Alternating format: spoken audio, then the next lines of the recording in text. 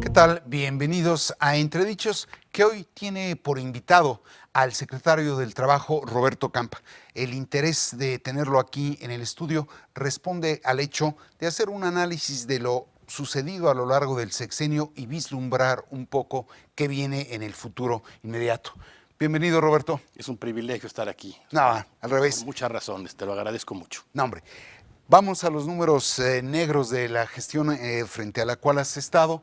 Es timbre de orgullo de ustedes el haber logrado casi 4 millones de empleos que suman una cantidad superior a la que congregaron Vicente Fox y Felipe Calderón, como también el hecho de haber logrado mantener la paz laboral sobre la base de apenas haber tenido 2 huelgas, sobre una base de 50,000 emplazamientos y en lo que es tu gestión, 0 huelgas sobre la base de 5,000 planteamientos. Si nos quieres hacer un muy sucinto resumen. Con todo gusto. De tu balance. Yo creo que el balance es positivo, si lo analizamos de manera objetiva, seria. Vamos a tener alrededor de 700,000 empleos más en 6 años que los que tuvimos en los 12 años anteriores. En los 12 años anteriores se generaron 3.5 millones de nuevos empleos formales, sumados esas dos administraciones, 12 años. En esta administración ya estamos por encima de los 4 millones. Por arriba.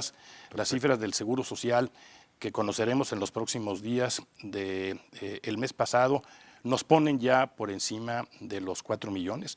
Este mes confiamos en que será también un mes bueno, calculamos más o menos que estaremos en alrededor de 4,200,000 empleos en el balance final. Entonces, cuando se ofreció esta meta, parecía imposible, tener más en 6 años que en 12 años. La realidad es que ha habido un esfuerzo muy importante de formalización del empleo, que es el gran reto que tenemos en nuestro país. Ahí va. Y también un esfuerzo muy grande de generación de nuevos empleos. Conviene recordarle a las personas que nos están viendo que estas cifras tienen como fundamento los registros del Seguro Social. O sea, no son encuestas, no son sondeos. Cada una de estas personas, cada uno de estos números tiene nombre y apellido. Son personas que tienen un ingreso, tienen un salario, que cotizan con base en ese salario y que tienen derecho a la salud, que pueden acudir a atender la salud de la familia de ellos y de sus hijos, que están ahorrando para el retiro, pequeñas cantidades, pero al final están previendo el futuro, que pueden acceder a créditos para vivienda, para el consumo. Entonces son cifras precisas y los datos son muy positivos, insisto. Vamos a concluir no solamente logrando en 6 años lo que se hizo en los 12 anteriores, sino superándolo aproximadamente, calculo yo, por 700,000 empleos más. Entonces, el balance es positivo. Hablas del empleo formal. ¿Cómo andamos en materia de informalidad? El problema de la ocupación en nuestro país es la informalidad. Arrancamos esta administración con un poco más de 60% de informalidad. ¿Qué quiere decir esto? Que de cada 10 personas ocupadas, 6 de esas 10 personas están en la informalidad. Se logró informal. Exactamente, se logró reducir, modificar la tendencia y reducir la tasa, casi en 4 puntos. Vamos a terminar en alrededor de 56%. Pero tenemos estados, René, en donde las tasas de informalidad andan en el 80%. Y tenemos por el otro lado estados de nuestro país donde las tasas están en un poco más de 30%. Si nosotros vemos el mapa de México, encontramos muy claramente 3 regiones. La región del norte, con tasas de informalidad relativamente bajas, con tasas de informalidad de entre 30 y 40%. Tenemos en la parte sur de nuestro país claramente estados con tasas de informalidad entre el 70 y llegando al 80%. Y tenemos en el centro estados que están en el intermedio, con algunas excepciones, Jalisco de manera importante. El mapa de nuestro país claramente arroja cuáles son las condiciones del empleo y cuáles son los retos que tenemos en materia de ocupación en nuestro país. ¿Por qué? Porque al final no hay mejor política social que la generación de empleos. Así Y no hay es. posibilidad de salir realmente de los problemas de pobreza y de marginación si no es con empleos. Claro, las transferencias de recursos a personas, a regiones, a grupos, son indispensables en un país como el nuestro, pero al final solo la generación de empleos. Y por eso tenemos que hacer un esfuerzo para avanzar en la formalidad en esos estados del centro y sobre todo del sur de nuestro país. Tercer elemento importante en materia laboral, poder adquisitivo del salario. Bueno, hubo una recuperación en el salario mínimo sin precedente, pasamos de 60 pesos y centavos con 3 regiones a 88 pesos con 36 centavos en la última revisión del año pasado. Yo calculo que vamos a estar llegando alrededor de 100 pesos en la revisión que tendrán que hacerse en diciembre de este año conforme a la ley. Hay una recuperación del salario mínimo, como no tuvimos, pues es histórica la recuperación, alrededor de 17%. Hay una recuperación también en los salarios contractuales. Si nosotros analizamos las tendencias de salario mínimo, tenemos este incremento. Lo comparamos con los niveles de bienestar de Coneval, encontramos que tenemos todavía una brecha con respecto al salario mínimo. Pero si lo comparamos con las personas que están ocupadas en el Seguro Social en los salarios más bajos, en el Seguro Social no hay prácticamente personas, trabajadores con salario mínimo. No se han creado empleos de salario mínimo. Los empleos que se han creado en esta administración están muy por encima del salario mínimo. De 2 salarios mínimos hacia arriba, cercanos a 2, más o menos la mitad, 20 y pico %, más de 5 veces el salario mínimo. Entonces, hay una recuperación en el salario mínimo, hay una recuperación también en los salarios contractuales por debajo de lo que quisiéramos, por debajo de lo que se requiere, pero creemos que aquí no hay soluciones mágicas. Lo importante es darnos cuenta, analizar si estamos mejor o peor que como estábamos al arranque de esta administración. Estamos convencidos de que estamos mejor y hay que seguir avanzando en esta materia. No hay soluciones mágicas, pero ahora se nos va a imponer un tanto el nivel del salario a raíz de soluciones comprometidas en acuerdos comerciales. Prácticamente nos dictan de fuera cuál debe ser el salario de los trabajadores mexicanos. ¿Cómo ves eso? A ver, Es un desafío. Me tocó estar muy cerca en la negociación del capítulo laboral del tratado con Estados Unidos y con Canadá. Nosotros negociamos con la Secretaría de Economía y la Cancillería el capítulo laboral, particularmente el anexo del capítulo laboral, que tiene una importancia fundamental.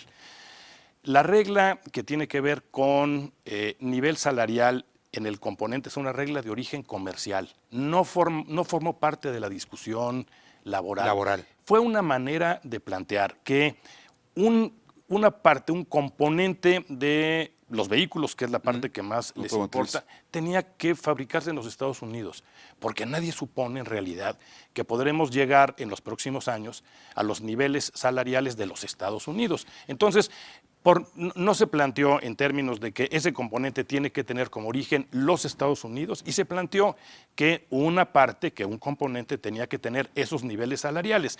Se trata, me parece, de una regla comercial, no de un acuerdo laboral. En lo laboral, la parte fundamental de la negociación fue los temas de transparencia, libertad y democracia sindical. Ahí vamos a ir más adelante a ese tema. Déjame volver a tomar lo que tú dices en relación con que no hay soluciones mágicas. Ya dijo Andrés Manuel López Obrador, el presidente electo, que quiere darle una bofetada con guante blanco al neoliberalismo, casi lo cito de manera textual, estableciendo en la Constitución que ningún aumento salarial podrá estar por debajo del índice inflacionario. Mire, yo creo que para retomar la frase, creo que siempre hay que ser cuidadosos ahí, porque el riesgo de procurar una bofetada con guante blanco, que termine siendo una patada a la economía, es muy sutil. Hay que tener cuidado, me parece, porque yo que lo fundamental en las negociaciones salariales es la experiencia que he tenido a lo largo de esta última etapa, debe ponerse en la libertad, en la garantía de que los sindicatos representen a los trabajadores. Pero tenemos negociaciones que se dan por debajo del incremento a los salarios. Y te pongo un ejemplo, Aeromar tuvimos una negociación muy compleja hace algunos meses. es una empresa que tiene una situación financiera terriblemente endeble. El sindicato, los sindicatos de Aeromar, que son sindicatos además independientes, duros, sabían que reclamar un incremento salarial conforme a la inflación significaba simplemente el cierre de la fuente de trabajo. Y entonces acordaron una negociación con 0% de incremento. No solamente eso, acordaron una negociación en donde tienen que sacrificar a una parte de la planta que trabaja en la empresa para que siga siendo viable. Entonces, el problema de suponer que condiciones que tienen que ver con una empresa o con la economía de un país pueden resolverse mediante normas obligatorias y generales, pues creo que hay que verlo con cuidado. Es temerario. Me parece que las reglas de la economía, cuando no se respetan y no se cumplen, se la cobran a los países. Y las reglas de la economía, las leyes de la economía, no tienen que ver con los ricos o con la oligarquía. Me parece que confundir eso es un error. Tiene que ver con decisiones racionales que suceden en la economía por muchísimos factores. Entonces, creo que siempre hay que procurar hacer el bien. Yo vi con todo cuidado esta declaración varias veces. Estoy convencido de que hay una intención positiva, pero pues siempre hay que revisar cuáles pueden ser las consecuencias de una decisión como esa. Y reitero, todos los días en la Secretaría somos testigos de negociaciones que responden a las condiciones del empleador, que responden a las condiciones de una empresa y que a partir de eso pues tienen que darse en esa lógica, porque si no, pues es tanto como poner que cuando una empresa no puede pagar eso, son fuentes de empleo que se van a perder. Ya. Hay, por otro lado, la senadora Patricia Mercado está proponiendo desaparecer la Comisión Nacional del Salario Mínimo, crear el Instituto Nacional de Evaluación de la Política Salarial. ¿Coincides, no coincides? Bueno, en las reuniones que hemos tenido con el nuevo equipo de gobierno, con la maestra alcalde, una reunión muy importante fue con la CONASAMI. El titular de la Comisión Nacional de los Salarios Mínimos explicó cómo funciona la CONASAMI a partir del mandato de ley y cuáles son las variables, las condiciones que revisa cada año. Yo creo que siempre son perfectibles las instancias, las figuras, pero yo creo que un buen método para resolver el incremento al mínimo tiene que ver con que quien tome la decisión tenga la información suficiente, por eso requieres al gobierno, particularmente al Banco de México y Hacienda, y me parece que tener sentados en la mesa quienes representan a los empleadores y a los trabajadores, pues también es positivo. Tú la defenderías. Sin duda, yo creo que la CONASEMI debe seguir existiendo. No es un elefante blanco. No, hombre, es una instancia pequeñísima, es una instancia que prácticamente no tiene costo para la Secretaría y pues estoy convencido de que es muy difícil resolver los temas que tienen que ver con el salario al margen de la opinión, por un lado, de los empleadores, por otro lado, de los trabajadores y por otro lado, de quien puede poner la información objetiva en la mesa para que se tomen las mejores decisiones. Vamos al capítulo que ya adelantabas, libertad y democracia sindical. Se validó el convenio 98 de la OIT que te elimina la cláusula de exclusión, que te da mayor libertad sindical y que habían congelado desde el 2015 en San Lázaro, bueno, en el Congreso de la Unión. ¿Es un parteaguas el validar ese convenio? A ver, recuerdo algunas cosas importantes. El convenio se aprueba en la OIT, se hace en 49, se formaliza arrancando los 1949. 50. México en algún momento en los 60, si no me equivoco, lo ratifica en el Senado, pero tiene una salvedad que tiene que ver con la cláusula de exclusión.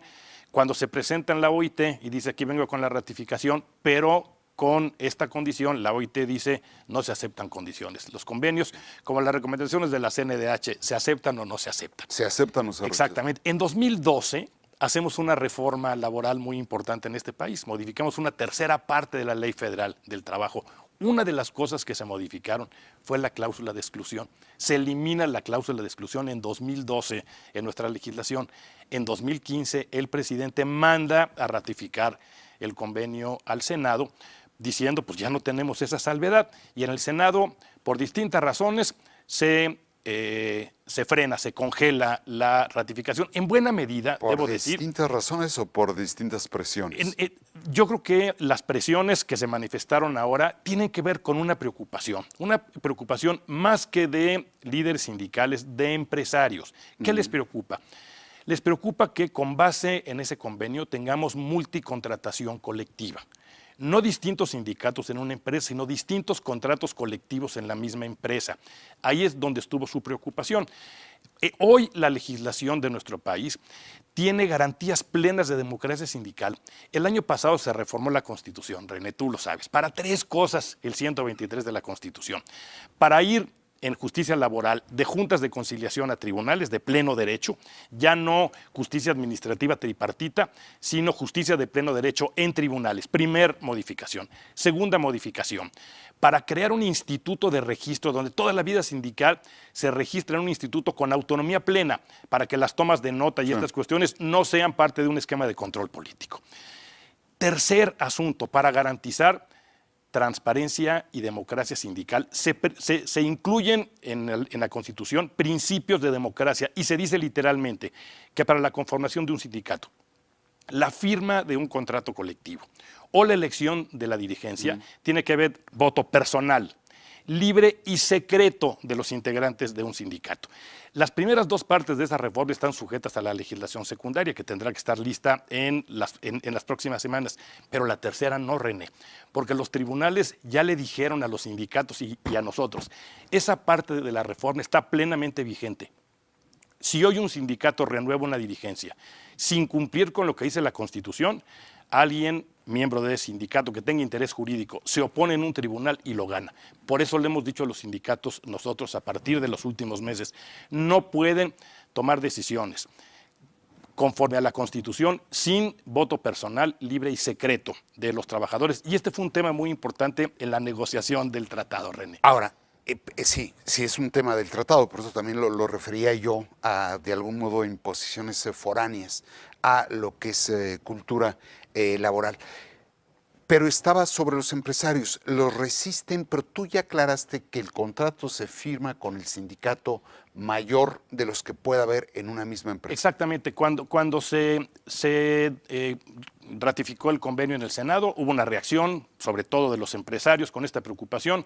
Yo me reuní con la próxima secretaria, con la maestra alcalde, me dijo, ya se los dije, le pido que lo ratifique también usted, no vamos a ir a un esquema de multicontratación colectiva. La legislación secundaria va a prever que el sindicato que tenga la mayoría tendrá el derecho de firmar el contrato colectivo con la empresa. Esto quiere decir, en una empresa va a poder haber más de un sindicato, sí. Los sindicatos minoritarios tendrán derecho a firmar el contrato colectivo con la empresa, no. Tendrá derecho el sindicato mayoritario. ¿Dirías, pónganse a temblar, caciques sindicales?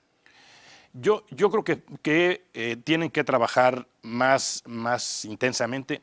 Mira, yo tengo la estadística diaria de las negociaciones que se dan en materia salarial y de revisión contractual. La Secretaría lo tiene todos los días. Somos parte en las negociaciones más importantes en el país y las que se dan y se registran en la Junta nos permiten un registro diario. Algunos de los sindicatos que algunas veces se descalifican y se dice que son oficiales y demás, tienen casi siempre las mejores negociaciones. Han entendido mejor que nadie los conceptos de productividad, por ejemplo. Y en cambio, cuando tú revisas algunos sindicatos que hablan mucho, que tienen un discurso muy beligerante, muy duro, muy contestatario inclusive, no son la mayoría de las veces quienes tienen las mejores negociaciones. No lo descalifico, porque muchas veces tienen negociaciones muy complejas. Pero hay caciques. Yo creo que para quienes no tengan representación, para quienes no tengan la confianza de los que forman parte de sus organizaciones, tendrán que preocuparse. Se tienen que aplicar todos, es lo que les hemos dicho, de uno u otro. Dirías, no tiemblen, pero preocúpense. Pues sí, estuve, por ejemplo, antier en San Quintín. Me reuní con todas las representaciones sindicales y a todos les dije lo mismo, independientes, institucionales. Tienen que ponerse a trabajar, estar más cerca de los trabajadores y luego me reuní con los empresarios y también me he reunido con muchos de ellos aquí. Tienen que respetar más a sus sindicatos y a sus trabajadores, tienen que negociar en mejores condiciones y entonces pues seguramente todo este cambio será para bien. Viene una sacudida en el mundo sindical. Viene un cambio de reglas muy importante. Lo explico de la siguiente manera. Hoy la Secretaría del Trabajo, el gobierno, tiene muchos instrumentos para favorecer, para facilitar la conciliación, la armonía. Tiene a la Junta de Conciliación, a las Juntas de Conciliación y Arbitraje, que es una parte de la justicia laboral. Tiene todo el instrumento de los registros de la vida laboral y sindical. Esto no lo va a tener más la próxima secretaria del Trabajo a partir de la modificación a la ley o los secretarios del Trabajo en los estados. Ahora vamos a tener justicia en los tribunales, registro de la vida sindical en el Instituto Autónomo, reglas de democracia sindical en los sindicatos, transparencia y democracia sindical. ¿Ves un cambio ahí? Hay un cambio y yo confío en que será buena la legislación secundaria, cuidarán los detalles, los énfasis en algunos aspectos y se aplicarán todos para que las cosas sean mejor que lo que tenemos ahora. Con la mayor brevedad posible, una última pregunta del ámbito laboral porque quiero pasar a un ámbito personal. Está planteando el senador Napoleón, líder de los mineros, Napoleón Gómez Urrutia, el crear una nueva central sindical al margen de la CTM, al margen de la UNT. ¿Qué piensas? Será una decisión que tomarán al final los sindicatos. Tengo comunicación diaria con los principales líderes sindicales. Ayer Hernández Juárez, que es un líder muy importante, sobre todo de una corriente pues, más independiente, más cercana a las visiones de izquierda, argumentaba que desde su punto de vista no es necesario, que no será por ahí. Yo no quisiera especular, creo que vamos a vivir cambios importantes, pero no tengo claro que esa sea lo que cambie las cosas, porque creo que hoy las negociaciones las vamos a entender mucho más, empresa, sindicato serán mucho más individuales. Exactamente. ¿Es válido Napoleón Gómez Urrutia no tiene cola laboral que le pisen? Mira, yo he tenido muchas reuniones con su sindicato y con él recientemente. Me reuní con él hace menos de 2 semanas. Revisamos los asuntos de su sindicato. Hay algunas decisiones de la autoridad laboral que le dan la razón. Hay algunas decisiones de la autoridad laboral que no se la dan. La Junta emitió un laudo, por ejemplo, con respecto al 5% de las acciones de Cananea, a los 55 millones, y a juicio de la autoridad hay todavía un pendiente que pagar a los miembros de esos sindicatos, los integrantes de ese sindicato. La argumentación del senador es que la dirigencia del sindicato tenía derecho prácticamente a hacer lo que dispusieran con los recursos. La autoridad ha dicho que no, validando el derecho que han venido a exigir otros trabajadores, miembros de ese sindicato. Entonces, pues los temas han estado siempre sobre la mesa. Desde que yo llegué a la Secretaría me reuní con el sindicato. Hemos tenido algunas diferencias. En Sombrerete, por ejemplo, una mina que tenía 11 años en huelga, la autoridad laboral le reconoció el derecho a un grupo de trabajadores que acreditaron mayoría y que decidieron no seguir en la huelga, reabrir la fuente de trabajo. También lo vimos ahí en la agenda que discutimos. Son temas que también se están revisando en los tribunales y serán ya jueces quienes resuelvan quienes tienen mejor derecho en conflictos que se dan entre trabajadores. Muy bien, paso al capítulo personal. Veía que declaras que al terminar tu gestión como secretario del Trabajo se acaba la política para Roberto Campo. ¿Por qué? Mira, me preguntaban más en concreto que qué es lo que iba yo a hacer, qué es lo que voy a hacer en los siguientes años. Entonces contesté que voy a descansar 1 mes porque he trabajado prácticamente sin parar desde que tenía 17 años, ahora que estoy preparando la información para mi jubilación. Pues tuve que recapacitar en que han sido muchos años, entonces voy a descansar 1 mes, no lo he hecho nunca. Después tendré que ponerme a trabajar. Tengo algunas insinuaciones, nada en el gobierno, no cosas en el gobierno, de personas a las que respeto mucho, a las que les tengo reconocimiento. Entonces, pues yo espero a que se concreten esas insinuaciones y seguramente estaré trabajando, ganándome la vida fuera del gobierno. En los próximos. Renunciaste al PRI el 7 de noviembre del 2005. Y decías en tu renuncia, he decidido separarme porque he perdido la capacidad de concebir en el PRI un proyecto colectivo y solo encuentro una suma de intereses individuales. Perdí el interés para hacer política como se hace hoy en el PRI. ¿Hoy qué dices? Fui unos años después un candidato independiente por un partido que emergía entonces, por Nueva Alianza, sin afiliarme. No tengo ninguna afiliación partidista. Estoy convencido de que mi vida partidista en cualquier partido se terminó. No tengo hoy interés en la política partidista.